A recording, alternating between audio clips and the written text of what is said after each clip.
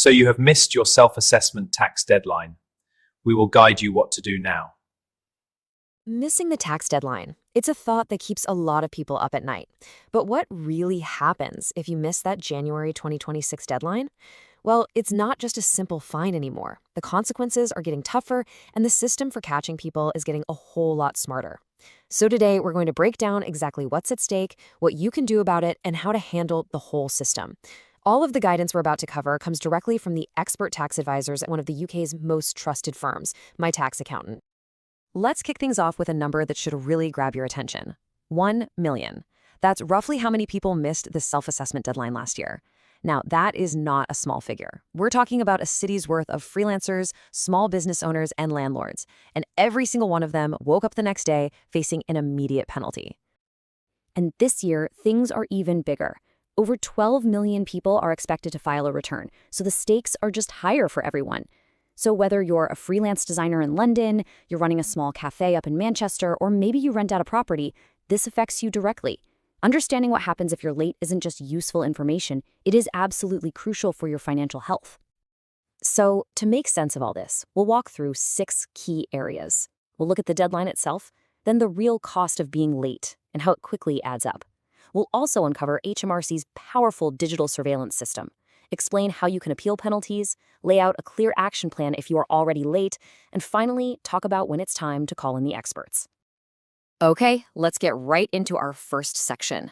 We're focusing on that one single critical date in the tax calendar that you just cannot afford to ignore. What's so interesting here is the sheer scale of it all. I mean, yes, the huge majority, over 11 million people, got their returns in on time last year, but that still leaves almost 1 million individuals. That's 8% of everyone who files, facing immediate financial penalties. It's an incredibly common and, frankly, a very expensive mistake to make. So let's be absolutely crystal clear on this. The deadline is, well, it's absolute. 11:59 p.m. on the 31st of January 2026. Now, in some previous years, there might have been a bit of leniency, a little wiggle room, but HMRC has been very firm this time. There is no grace period, no relaxation on penalties. The clock is well and truly ticking. Okay, let's move on and look at how the costs really build up if you do happen to miss that date. And you'll want to stay with me here. This is where things get serious. And believe me, it catches so many people out. The very second that clock ticks past midnight on January 31st, bang, you're hit with an immediate automatic £100 penalty for filing late. And what's absolutely crucial to understand is this applies even if you don't owe any tax at all. You could actually be due a refund from HMRC, but if your form is late, you still get that 100 fine. Now, if you let it slide and your return becomes 3 months late, the situation gets a whole lot worse. Daily penalties of £10 start to stack up, day after day after day, for up to 90 days. That can add a maximum of £900 to your bill, and that's on top of the first £100. And this timeline just shows you the whole scary picture for late filing penalties. At 6 months late, there's another whack, £300 or 5% of the tax due, whichever is higher. And the same thing happens all over again at 12 months. It's so important to get this. These fines are purely for failing to get your paperwork in on time. This has got nothing to do with actually paying the tax itself.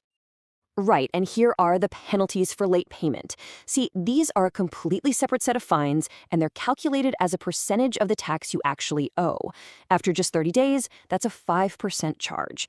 Another 5% gets tacked on at 6 months, and a further 5% at 12 months. They just keep stacking up, which means you can easily be hit with both filing penalties and payment penalties at the same time. And if all those penalties weren't enough, HMRC also charges you interest. But just look at this. Look at the difference. They charge you a hefty 7.75% on any tax you owe them. But if they owe you a refund, they only pay you a measly 2.75%. It's a system that, let's be honest, heavily favors the taxman. Here is some absolutely fantastic expert advice that is so worth remembering. It is always better to file something on time, even if it's based on provisional figures, your best estimates, than to file nothing at all. You can always go back and amend the return later on once you have the final concrete numbers. But that is not all. This next development is even more important because it's not just about fines anymore. We are now looking at how HMRC uses some seriously powerful technology to enforce the rules. And honestly, it changes the entire game. Let's make this simple. HMRC has a kind of digital detective called Connect. It's this massive, powerful data mining system that sifts through an incredible 22 times billion lines of data from all over the place, just looking for any income you haven't declared. It's designed specifically to spot things that don't add up. And did you know how effective this thing is? In the last tax year alone, investigations that were kicked off by the Connect system recovered over £4.5 billion for the Treasury. It is unbelievably powerful, and it absolutely works. So how does it work? Well, it pulls information from just about everywhere. Your bank accounts, your credit card transactions, property records from the land registry, your sales on places like eBay and Airbnb, and dozens of other sources. It then pieces it all together to build this detailed financial picture of you and compares it to what you've actually told them on your tax return. So here's the bottom line on this one. Missing the deadline in January 2026 does way more than just trigger a fine. It automatically flags you as high risk to HMRC. And this is happening at the exact moment that their tracking and surveillance abilities are more advanced than they have ever been. It basically puts a target on your back. But look, life happens, right? What if something genuinely stopped you from filing on time? A real, unavoidable emergency? Let's break down how you can actually appeal a penalty if you have a legitimate reason. Well, before you even think about starting your appeal, you need to know that HMRC has a very specific and, I've got to say, pretty narrow definition of what they consider a reasonable excuse for missing that deadline. And this just brilliantly shows you the difference. An unexpected, really serious event, like a sudden stay in hospital, the death of a close relative, or a major IT failure at HMRC's end, that might be accepted. But common problems like not having the money to pay your bill, finding the forms too tricky, or even your accountant letting you down, those are almost never considered valid excuses. And here's a really key tip from my tax accountant on this. For an excuse to be accepted, two things are absolutely vital. First, the problem must have existed right at the time of the deadline. And second, you have got to file your return as soon as you possibly can once that issue is sorted. Any delay is just going to weaken your case. Okay, so the worst has happened. You've missed the deadline.